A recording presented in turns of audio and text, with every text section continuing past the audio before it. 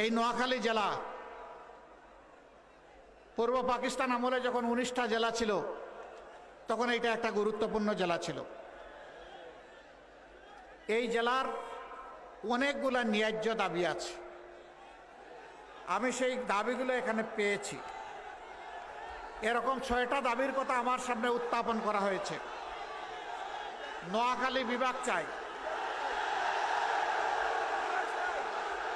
মাশাআল্লাহ, very warm response. নোয়াখালীতে city corporation চাই, নোয়াখালী শহরকে সিটি কর্পোরেশন চাই। তারপরে হাতিয়া, কোম্পানিগঞ্জ, সুবর্ণচর নদী ভাঙ্গন রোধে কার্যকর পদক্ষেপ চাই।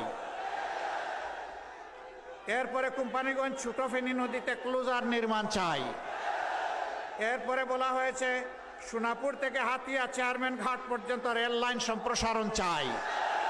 এরপরে বলা হয়েছে সুবর্ণচরে একটা পৌরসভা চাই। আপনাদের এই 6টা দাবি আমি বুঝতে পারলাম যে নোয়াখালীবাসীর প্রাণের দাবি। দোয়া করবেন, কথা দিচ্ছি আপনাদের সাথে বেইনসাফি করা হবে না ইনশাআল্লাহ। ইনসাফের মানদণ্ডে দাঁড়িয়ে অবশ্যই আপনাদের দাবিগুলো পর্যায়ক্রমে ইনশাআল্লাহ আমরা বাস্তবায়ন করব। আমরা সব দাবি কবুল করে নিলাম ইনশাআল্লাহ। আল্লাহ তাআলা আমাদেরকে এই অঙ্গীকার পূরণের জন্য বিশেষভাবে যেন সাহায্য করেন।